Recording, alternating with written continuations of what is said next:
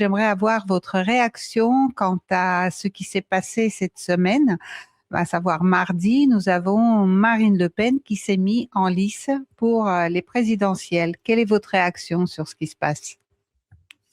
Ben, c'est un des premiers gros événements de la campagne pour la présidentielle de 2027 qui s'annonce, puisqu'effectivement était plutôt attendue une éligibilité qui aurait ouvert la voie à Jordan Bardella, qui, on le voit, était poussé par certaines forces, en particulier, il suffit de voir la couverture qu'il avait dans le Paris Match de Bernard Arnault ou l'exposition qu'il avait dans le groupe Bolloré, notamment à travers la maison d'édition Fayard. Donc il était évident que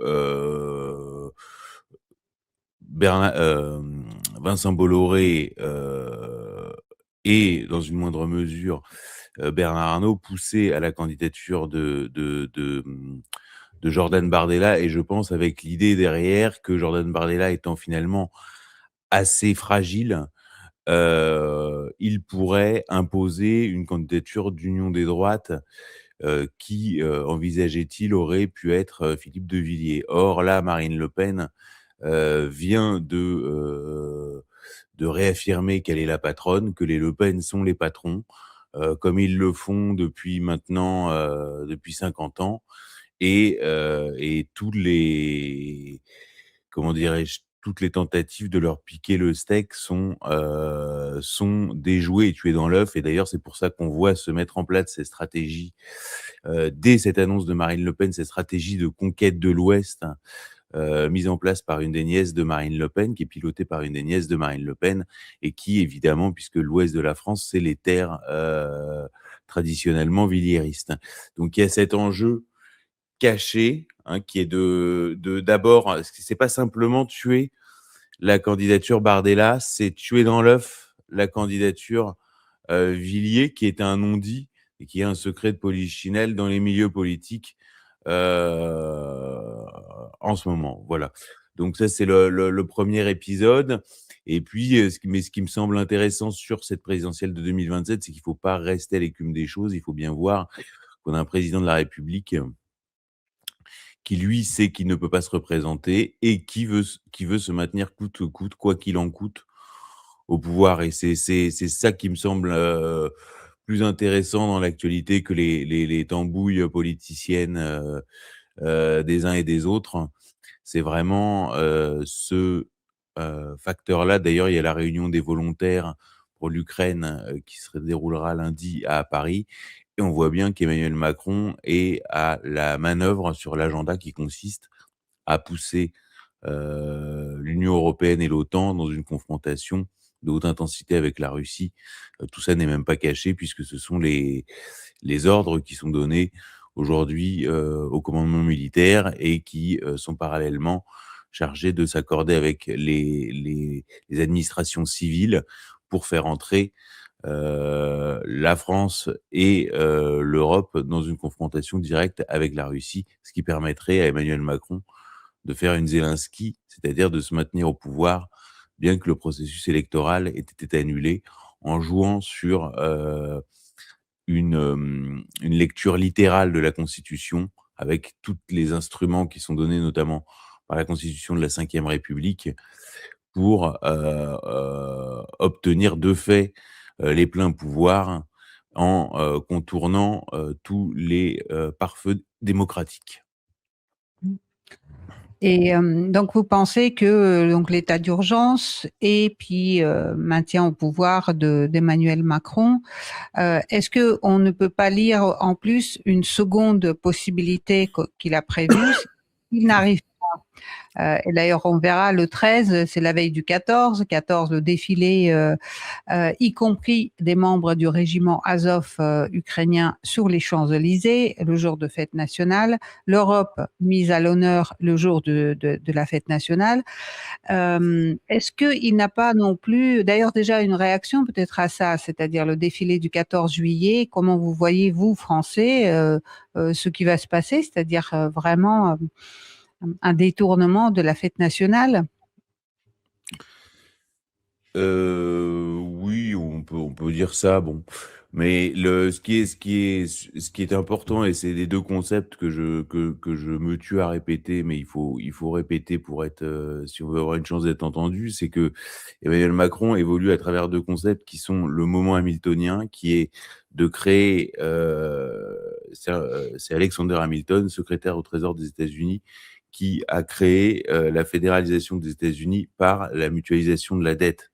Hein. Donc c'est la dette qui crée la fédéralisation, et le moment bismarckien qui est la fédéralisation de l'Allemagne par la guerre. Hein. Et donc, on comprend rien à la politique d'Emmanuel Macron si on n'a pas ces deux, euh, ces 2 grilles de lecture qui se superposent, sachant que lui, sa matrice est de tous les prix, et il en a eu des dizaines en tant que président de la République. Le seul qui fait figurer, par exemple, au Ouzou, c'est son prix Charlemagne. C'est-à-dire qu'en fait, il se vit en leader de l'Europe, et d'ailleurs, c'est comme ça qu'il est présenté à Jeffrey Epstein dans les mails d'Epstein.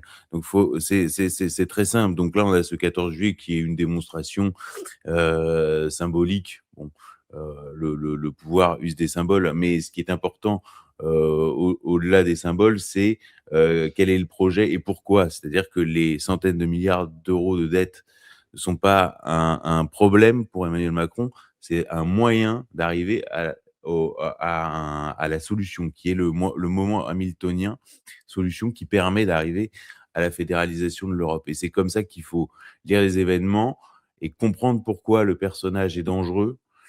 Et en plus, d'autant que le contexte international, lui est favorable, puisque d'un côté, les 2 grands dirigeants qui aujourd'hui, s'opposent à ces structures intégrées que sont l'Union européenne et l'OTAN, d'une façon ou d'une autre, que sont, enfin, en tout cas dans notre monde, que sont Vladimir Poutine et Donald Trump, sont chacun, embourbés, sur leur théâtre d'opération. Ce qui laisse, en fait, le champ libre, plus ou moins, à Emmanuel Macron. Hein. C'est ça qu'il faut voir. Et il faut vraiment l'analyser comme un personnage de premier plan et un personnage dangereux. Si on comprend pas ça, on comprend rien. Et vraiment, il faut voir ce qui est dit sur lui, ce que lui dit de lui, ce que les autres disent de lui.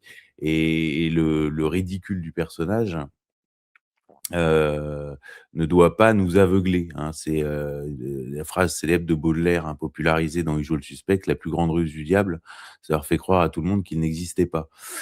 Et il faut pas se laisser abuser, par, le côté insignifiant du personnage. Mais, comme Vladimir Poutine, lui, est embourbé dans son opération militaire spéciale, qui devient une opération militaire spécialement lente, et que, Donald Trump, lui, s'est embourbé dans ses négociations, avec l'Iran. En fait, tout ça laisse le champ libre à Emmanuel Macron, et c'est pour ça que la période devient, enfin, de toute façon, la période est dangereuse, mais la balance, semble pencher, du côté du parti de la guerre. Mmh. Et c'est peut-être même, moi en tout cas ça m'interroge, la date du second tour, des présidentielles fixée au 2 mai. Xavier, quand on connaît que l'ensemble des antifas de la terre entière, se réunissent le 1er mai, à Paris, un résultat dans les urnes qui serait pas celui qu'attendent les gauchistes serait, suivi de peut-être de pas mal de perturbations et peut-être, pourquoi pas une guerre civile? Oui, mais je pense qu'on n'en est même pas, on n'en est même pas là. Enfin, Ah honnêtement, oui? je pense qu'on n'en est même pas là. Je pense que vraiment il y a une intention de contourner, le processus électoral, et il faut vraiment, se rentrer ça dans la tête, et les choses peuvent aller très vite, d'un côté comme de l'autre. D'ailleurs, moi, c'est pour ça que je couvre, toutes les dossiers relatifs à la vie de Macron, à la biographie d'Emmanuel Macron, puisqu'en fait, c'est extrêmement contemporain. On voit que dans le débat, aux États-Unis, tout, le débat politique s'est porté, sur, ce terrain-là au cours des 15 dernières années, depuis Barack Obama jusqu'au Clinton, jusqu'à Kamala Harris, etc. C'est-à-dire aller sur le terrain de la biographie, ce que les États-Unis ont toujours 15 ou 20 ans d'avance sur moi, ce que j'ai un peu importé en France à travers Brigitte et Emmanuel Macron. D'ailleurs, la RTBF, hein, c'est-à-dire la radio et télévision belge, vient de faire un article sur devenir Brigitte en comprenant ça. C'est-à-dire que vraiment que c'était la construction d'une contre-biographie d'Emmanuel Macron et d'expliquer que à travers cette contre-biographie, il était sujet, si vous voulez, il n'était pas maître, hein, il ne s'appartenait pas. Vous voyez, et ça a été compris par la RTBF, par exemple. Alors j'étais surpris parce qu'en France, c'est encore assez compliqué à expliquer. De toute façon, on a un procès qui arrive aux États-Unis sur le front d'Emmanuel Macron. C'est-à-dire que moi, ce que je dis, c'est très simple. C'est-à-dire qu'on a un personnage qui veut la Troisième Guerre mondiale pour se maintenir au pouvoir et pour devenir le leader de l'Europe. Voilà, c'est ce qu'il a été promis par les réseaux mondialistes. Je vais être très simple, on en trouve trace en une de The Economist, on en trouve trace dans les mails d'Epstein et il le dit lui-même. Donc c'est pas compliqué, on a un individu qui est dangereux. Lui, son agenda, c'est la Troisième Guerre mondiale pour créer l'Europe fédérale. Voilà. Et en devenir le chef. C'est ce qui lui a été promis. Donc lui, il avance sur cet agenda. Son agenda, c'est pas la présidentielle de 2027. Voilà, c'est juste une date qui est comment on appelle ça? Un délai, quoi. C'est-à-dire qu'il faut que À l'heure. voilà, faut que ce soit, mais surtout, faut que ce soit réglé avant. Et ce que je dis simplement, c'est que nous, on a une affaire qui est une affaire qui existe avec que visiblement lui a fait péter un câble. C'est-à-dire qu'il expliquait que c'était son pire souvenir de président de la République. Et il a déjà fait 3 procès en France qui ont été perdus, puisque justement, en appel, c'est perdu. Donc, si on perd à domicile, face à Natasha Ray, qu'est-ce que ça peut donner aux États-Unis face à Candace Owens devant une juridiction étrangère? J'ai fait 2 vidéos d'analyse complète de la plainte, et c'est une plainte qui est intégralement bidon. Et moi, ce que je dis, s'il y a des forces en France qui veulent se débarrasser d'Emmanuel Macron, mais visiblement, j'ai l'impression que quand même tout le monde est plus ou moins le doigt sur la couture du pantalon. Mais, Mm. mais ce serait quand C'est même ça qui est étrange, cher Xavier, c'est que il est jamais lâché. Quand on sait comment Sarkozy a été lâché, comment Hollande a été lâché, lui, il n'est jamais lâché par les médias. Ah, jamais, jamais. C'est étonnant, hein, quand même, puisque l'année dernière, on fait quand même à la même époque, on fait une séquence où on a coup sur coup la gifle fin mai, on a la relax en appel de Natacha Ray et il dépose plainte dans le Delaware, hein, ce qui est la première fois dans l'histoire, etc.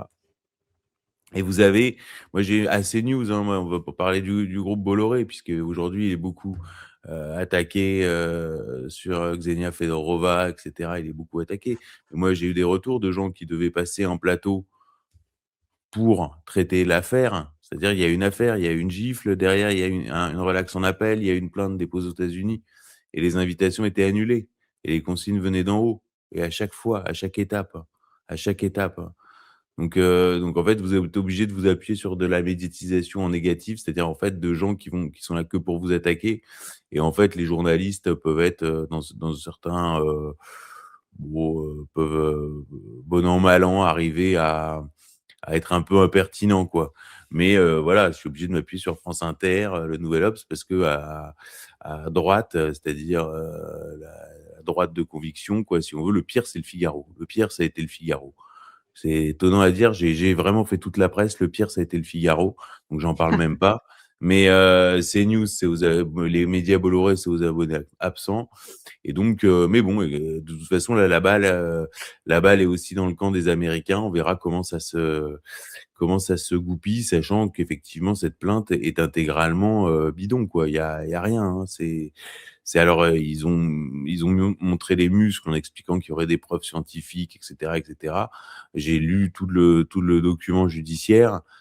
Enfin vraiment, c'est pas seulement pitoyable, quoi. C'est que c'est invendable devant un juré populaire américain, si vous voulez, puisque vous avez la description comme étant une belle histoire d'amour de ce qu'est une affaire de pédophilie essentiellement. Et puis ensuite, c'est que de la mauvaise foi, des bouts de phrases, enfin quelque chose qui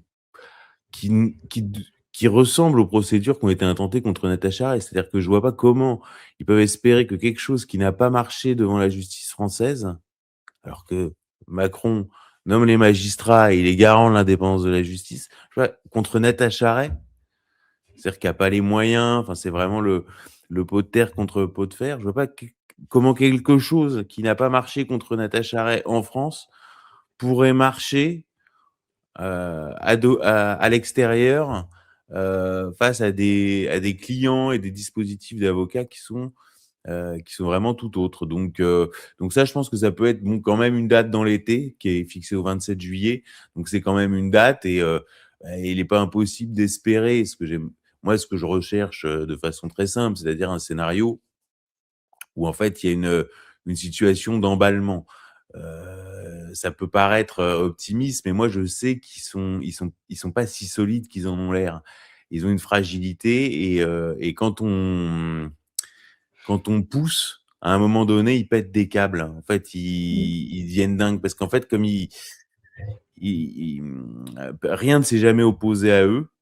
En fait, quand ils trouvent une résistance et une pression, ils perdent leurs moyens. C'est ce qui s'est passé l'année dernière au moment de l'épisode de la gifle où en fait il y avait une tension. Alors quelle que soit la raison, on voit que on arrive à une situation d'explosion interne au couple pour que la porte de l'avion s'ouvre. Et à ce moment-là, tout le monde voit que techniquement Brigitte lui met des baffes dans la tête, quoi. En 2024, quand le livre d'Emmanuel Anison, une journaliste du Nouvel Observateur, donc qui a annoncé une couverture médiatique de l'affaire, peu importe le contenu, mais qui a annoncé une couverture médiatique de l'affaire, alors que parallèlement, l'affaire était couverte sur les réseaux sociaux par Zoé Sagan. Donc là, on avait vraiment une grosse pression. Et c'est à ce moment-là que Macron a pété son câble en allant sur TF1 expliquer que c'était son pire souvenir de président de la République et ce qui permet d'exporter le dossier aux États-Unis. C'est pour ça que je dis qu'en fait, il n'y a pas besoin, en fait, quelques gouttes suffisent, quoi. Il n'y a pas besoin pour des médias du type CNews, quoi, qui voudraient couvrir, il n'y a pas tellement besoin de rentrer dans le fond de la chose. Il suffit de l'aborder pour ce qu'elle est, quoi. Il y a une procédure américaine, etc. Ne serait-ce que d'en parler. Et en fait, Mm. ne serait-ce que d'en parler, ça crée ça les fait disjoncter, quoi. Ça les fait disjoncter. Et donc l'idéal, ce serait effectivement ça, ce serait pour le coup, d'inverser le calendrier. Parce que si du coup, on se retrouve sur un calendrier, parce qu'il y a des énormes problèmes dans la procédure américaine, il y a des problèmes de nature constitutionnelle, il y a des problèmes de nature financière, qui a payé les avocats, combien ça a coûté. Vous avez l'embauche d'un cabinet de Barbouze qui s'appelle Nardello Co, qui sont des enquêteurs privés qui ont été recrutés par les Macron pour enquêter sur Candace Owens et moi-même. Et il se trouve qu'en fait, c'est le cabinet de Barbouze, donc des anciens du FBI et de la CIA, auquel faisait appel Jeffrey Epstein, de façon au niveau judiciaire, ça posait énormément de problèmes puisqu'il y a un dispositif qui s'appelle le Cloud Act américain, c'est ce qu'on appelle l'extraterritorialité du droit américain, qui fait qu'en fait les données sur la présidence de la République française sont désormais légalement à disposition des autorités américaines. Enfin, tout ça donne l'impression qu'ils se sont mis dans la gueule du loup, quoi. Et ce Mm. serait dommage au niveau médiatique de ne pas souligner simplement qu'ils se sont mis dans la gueule du loup. C'est-à-dire, ne serait-ce que souligner ils se sont mis dans la gueule du loup, c'est déjà, il n'y a pas besoin de rentrer dans le détail des choses et du dossier, c'est pour après ça. Et en obtenant cette espèce de point de rupture, puisqu'on voit bien que moi, pour avoir couvert cette affaire depuis 2021, à chaque fois qu'on a réussi à avoir suffisamment de pression, on voit qu'en fait, ils sont fragiles. En fait, c'est le principe du talon d'Achille. Beaucoup de gens me disent oui, mais il y a quand même des choses un peu plus importantes, etc. Et je dis, c'est pas la question. La question, c'est la question du talon d'Achille. C'est-à-dire que si vous avez quelqu'un que vous considérez comme dangereux pour la paix mondiale, et ce Mm. qui est, en fait, ce qui fait consensus, ce qui est unanimement reconnu, et que cet individu, il a Une un faiblesse. une faiblesse, mais qui est présentée comme son point fort, puisque comme toujours, ils inversent le stigmate, c'est-à-dire que Brigitte, c'est son point fort, etc., etc. Mais qu'en fait, dès lors qu'on comprend que non seulement l'individu est son point faible, et que leur histoire est en fait une histoire cachée et qu'ils ne veulent surtout pas, même s'ils l'étalent, qu'ils ne veulent surtout pas réouvrir, voir ce dossier réouvert, et que ne serait-ce que un horizon dans lequel ce dossier pourrait être réouvert, serait pour eux un motif de retrait intégral, en fait. C'est ça l'idée. C'est-à-dire Mm. que ne serait-ce que l'horizon de on en parle est déjà pour eux une perspective terrorisante. Donc c'est ça l'idée du procès américain, avant même d'entrer dans le détail du dossier, de la procédure, de ceci, de cela. C'est comprendre d'abord qui est Emmanuel Macron, quel est son projet et quel est son point faible, quel est son talon d'Achille. Et une fois qu'on a compris ça, bah on peut suivre l'actu un peu simplement, quoi, sans bon, qui est une actualité un petit peu avec beaucoup d'incertitudes, mais avec quand même des lignes assez claires. C'est-à-dire, on sait ce que les Américains veulent. Il y a une stratégie document de stratégie de sécurité nationale. On sait ce que les Russes veulent, on sait ce que les Chinois veulent. On voit bien que tout ça est un monde qui se recompose, et on voit qu'il y a un parti de la guerre qui aujourd'hui est Parfait. à Tel Aviv, à Kiev et à Paris, avec une Mm. sorte de, de point de repli à Paris autour effectivement de la figure d'Emmanuel Macron. Il y a, depuis le début, Mike Borowski le dit, hein, c'est l'affaire qui peut les faire tomber. C'est d'ailleurs sa motivation, et nous aussi, on est sur cette compréhension. D'ailleurs, pour revenir à votre vidéo, à vos deux vidéos sur les 250 pages du procès, vous avez trouvé quand même une nouveauté qui n'était pas du tout, qui ne sort pas de la bouche de l'opposition, mais de leur propre argumentaire. C'est-à-dire l'âge exact d'Emmanuel Macron lors de la soi-disant rencontre avec Brigitte. Et ça, c'est depuis le début, c'est-à-dire qu'en fait, comme l'histoire qu'ils ont racontée à la base est fausse. Mm. Donc ensuite, ils s'en mêlent toujours les pinceaux et ils finissent toujours par en dire un peu plus. Donc effectivement, au début, il nous avait expliqué que Macron avait d'abord fait du théâtre avec ses copains, je dirais de façon autonome à la Providence, et qu'ensuite Brigitte l'avait repéré et qu'il n'aurait intégré l'atelier théâtre de Brigitte qu'en septembre 92. Or, la plainte nous explique que elle animait déjà l'atelier théâtre sur la pièce qu'il avait montée l'année précédente, c'est-à-dire septembre 91, juin 92. Donc ça veut dire que ça fait remonter la rencontre à 13 ans. Mais cela dit, quand Emmanuel Macron, dans Révolution, raconte sa rencontre avec Brigitte, il explique nous nous fréquentions et je découvrais que nous étions toujours connus. Donc ça veut dire quoi, ça? Ça veut dire quoi? Bon, voilà. Donc, je pense et moi, c'est d'ailleurs la question que j'ai posée dans Devenir Brigitte. Est-ce que l'atelier théâtre n'était pas mis en abîme que la mise en scène de la rencontre devant témoins? C'est-à-dire qu'en fait, Mm. oui, c'est comme ça qu'il faut voir. C'est comme dans la vache qui rit, quoi. Si vous voulez, vous avez une vache qui rit dans la vache qui rit, quoi. C'est une relation de cette nature qui est extrêmement vicieuse, et tout le monde l'a déjà ressenti. J'ai cité d'ailleurs Hollande qui dit qu'ils sont leurs racines réciproques. Enfin, ça me viendrait pas de voir un couple d'amis et de dire tiens, ils sont leurs racines réciproques. Enfin, ce serait un terme, je trouverais un peu fort, quoi. Donc on sent que François Hollande, comme beaucoup, a perçu qu'il y avait sans doute autre chose derrière cette histoire. Et oui, il est l'élu pour la caste Epstein, quoi. C'est-à-dire que Emmanuel Macron est l'élu pour cette caste Epstein qui est aujourd'hui fragilisée et qui n'a pas le choix que d'aller vers une fuite en avant vers la guerre. C'est pour ça qu'à la fois c'est dangereux, mais en même temps, une fois qu'on a compris simplement effectivement le talon d'Achille, les faiblesses, etc., etc., en fait, ça devient au moins sur le papier. Mais moi, je dis sur le papier, mais c'est pas que sur le papier. Moi, j'ai déjà fait l'expérience, je dirais, dans le réel. C'est-à-dire que j'ai fait l'expérience avec première expérience Natacha Ray, sa voyante. On n'est quand même pas sur un dispositif de communication extraordinaire. Hein. Je veux dire, eux, ils ont Havas, Publicis, Michel Marchand, toute la presse. Nous, on est parti avec Natacha Ray et Amandine Roy sur Voyons. une chaîne de médium. Hein, vous voyez, et premier, et ça, avec ça, on fait un shitstorm mondial. C'est vous dire que quand je dis quelques gouttes suffisent. Deuxième phase, Emmanuel Anison qui couvre l'affaire, elle a signé un livre pour dire que c'est une fake news. Elle va même pas dire c'est vrai, mais juste elle couvre l'affaire pour le Nouvel Observateur et puis avec son livre. Et puis on a Zoé Sagan sur X. Zoé Sagan sur X, c'est pas, je veux dire, c'est pas une, comment dirais-je, enfin ça, lui c'est un professionnel de communication, mais c'est pas non plus. Et on arrive à passer aux États-Unis. Et en fait, à chaque fois, je veux dire, alors qu'on est, enfin, d'ailleurs, c'est ce que j'explique souvent à ceux qui demandent toujours mais comment ça s'est passé, etc. Natacha Ray, Amandine Roy. En fait, je compare ça à la Tour Montparnasse infernale.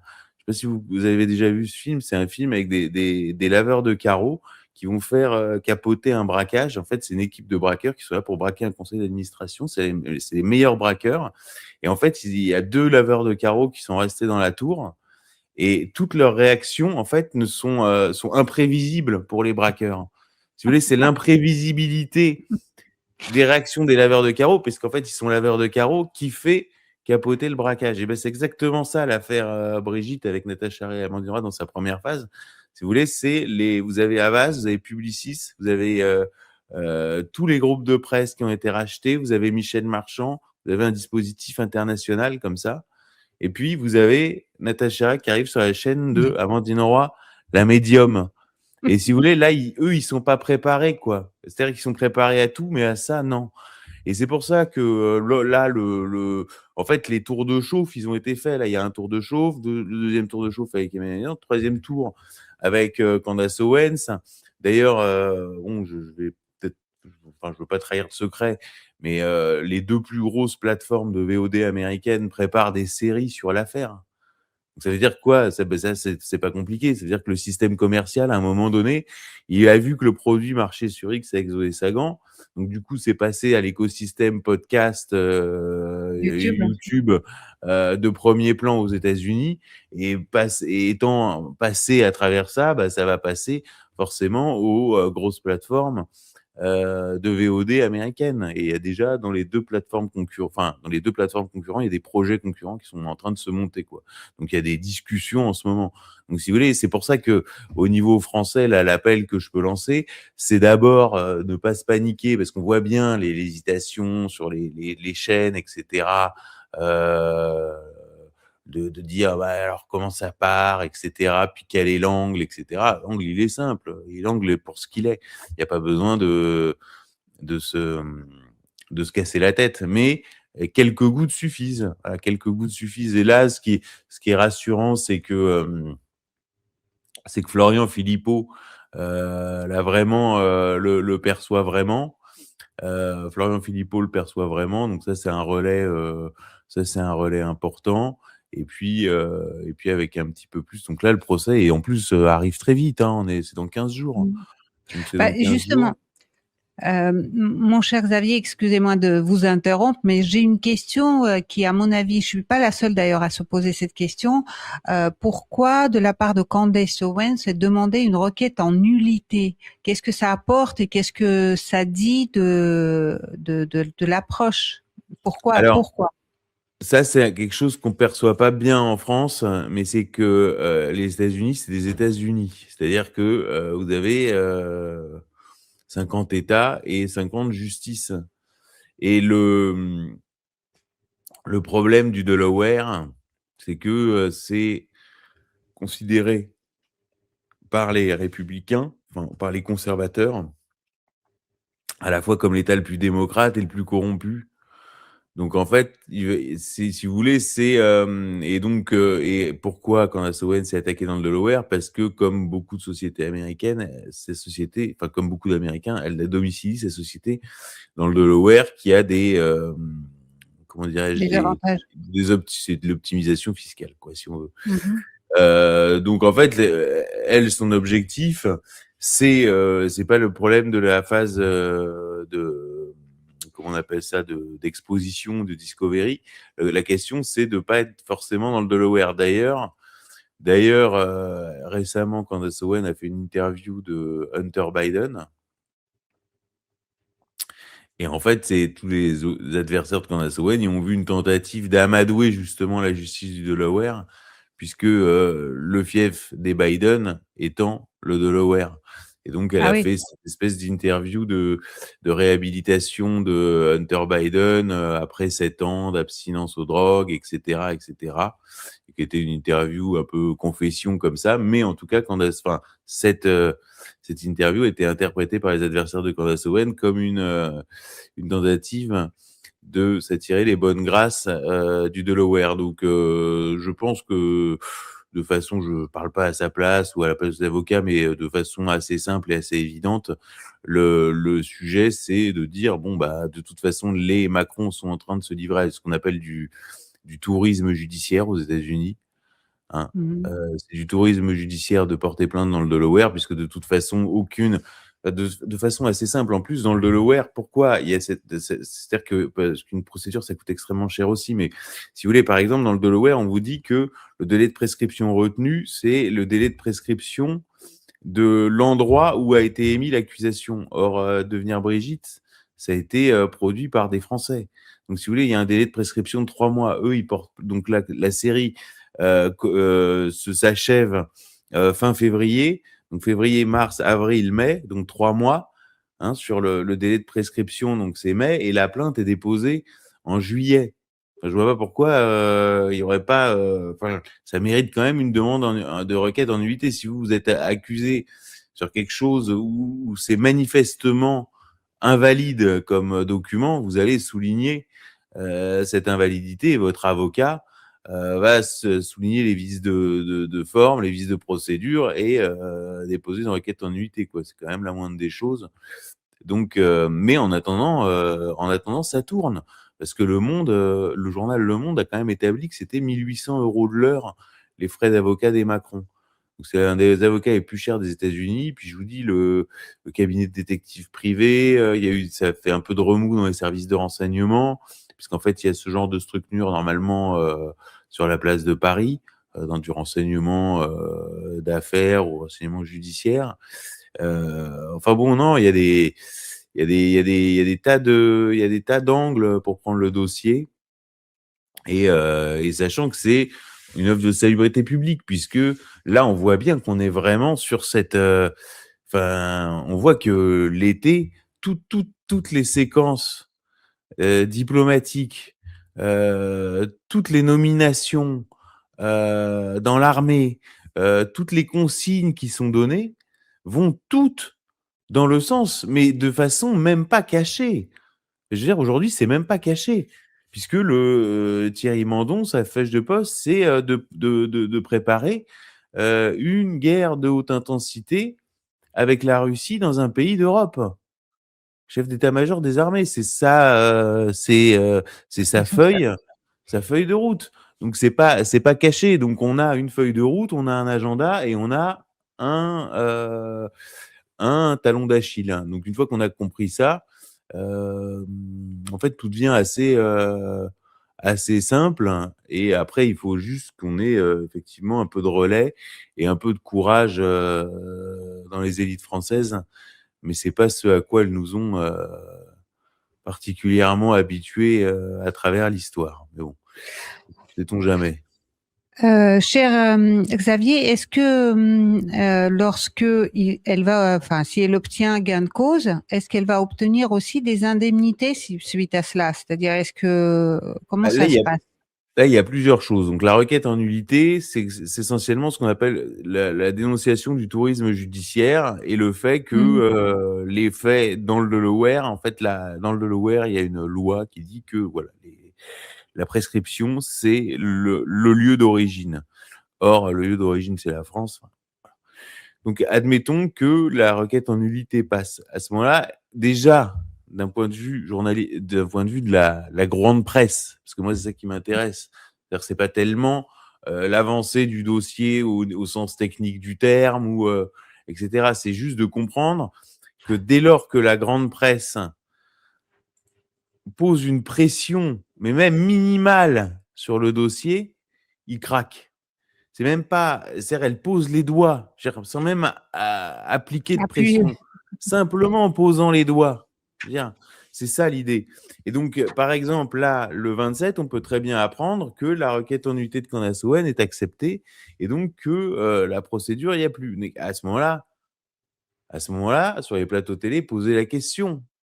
Hein, et que ce soit traité, cette requête en nullité. Il n'y a plus de procès contre Candace Owens. Ah oui, d'accord. Donc là, on nous a quand même promis des procès, puisqu'elle est allée sur TF1. Promettre ces procès, ils ont communiqué partout, dans le Financial Times, etc. C'est-à-dire qu'ils ont monopolisé le Financial Times, CNN, etc., etc. C'est pas des petits dispositifs de communication pour nous promettre des preuves scientifiques. Et puis finalement, on se rend compte que qu'ils ont perdu leur procès contre Natacha Ray en France et qu'il n'y a pas de procès et que finalement, il n'y a pas de procès américain. Donc, leur poser la question. Est-ce que vous portez plainte devant une autre juridiction, c'est-à-dire soit dans le Tennessee, mais là, le Tennessee, c'est un État conservateur, puisque c'est le lieu de résidence de Candace Owen. C'est un État conservateur. Donc là, c'est une autre paire de manches. Ou, En France. ou au niveau fédéral. C'est-à-dire, D'accord. parce que vous avez justice par étape, puis justice au niveau fédéral. Donc, est-ce que vous faites monter l'affaire au niveau fédéral? Est-ce que vous allez dans le Tennessee? Enfin, leur poser la question. Et puis, s'ils répondent non, alors, vous avez quand même payé pour cette procédure que vous ne menez pas au bout. Enfin, vous voyez? Et en fait, c'est comme ça qu'il faut voir la chose. Et ne serait-ce que d'ailleurs, c'est ce que fait très bien Florian Philippot. Ne serait-ce que de soulever ça. Hein, c'est comme l'article belge là de la radio, enfin de l'audiovisuel public belge. C'est pas un repère de De nazis quand même. complotiste. Non mais voilà. Bon, eux ils disent voilà, il y a un problème de je sais pas quoi, de souveraineté de la France par rapport à ces dossiers qui semblent interagir sur le. Enfin voilà, des puissances étrangères peuvent faire pression, mais ce qui est une évidence. Et donc voilà, c'est tous ces messages-là que je voulais faire passer à cette approche. Donc toujours la même chose, Macron le projet, Macron l'agenda et Macron le talon d'Achille. Et une fois qu'on a compris ça, et ben en avant. Après, on n'est pas maître de l'agenda judiciaire. Moi, quand je vois le nombre de trains qui ont déjà été ratés par l'opposition, soi-disant de la droite de conviction ou hors les murs. Enfin, elle est tellement hors les murs des fois qu'elle a l'air même d'être un peu enfermée dehors. Mais quand on voit, quand on voit le nombre de trains qu'ils ont ratés, puis que là le projet c'était de faire monter Bardella pour finalement mettre Villiers à la place, machin, et puis que Marine en faisant une manœuvre tactique comme les Le Pen savent les faire, elle est en train de renverser le jeu. Donc ça aussi c'est intéressant. Et puis à suivre. Mm. Cher Xavier, déjà je rappelle le livre, hein, quand c'est marqué meilleure vente sur Amazon. Tout va bien, le livre se vend bien. Oui, le livre a fait ses ventes. Après, les catégories, il y a plusieurs choses. C'est que la catégorie meilleure vente sur Amazon, si vous voulez, si vous êtes meilleure vente dans une catégorie, mais en fait, il y a tellement de catégories qu'en fait, Ben là, dans l'étude des moyens de communication, c'est pas mal, hein, parce qu'il y a beaucoup d'ouvrages dans ce. Si ça avait été, je sais pas, un essai, voilà. enfin. Mais après, je suis pas dans dans le circuit traditionnel, quoi. Je suis pas dans les gares et les aéroports. C'est aujourd'hui que là qu'on vend les livres. Mais bon, c'est déjà pas mal. On m'a autorisé grâce aux Américains qui ont quand même une culture de la liberté d'expression, une liberté d'informer. Amazon m'a quand même autorisé à publier ce livre que ne m'a pas autorisé à publier The Book Edition en France. Et puis sinon, la lettre de Xavier Book Poussard. Edition n'a pas autorisé? Ah non, The Book Edition me l'a pas autorisé. Ils m'ont fait mariner 3 semaines et ils m'ont dit qu'ils avaient reçu des pressions. Et j'ai le courrier. Ah, Ah non, mais c'est marrant. ça a été l'enfer, hein. Ça a été l'enfer parce que j'ai dû mettre en place un système de précommande. Or, aucune solution sur Amazon n'est adapté pour un système de précommande.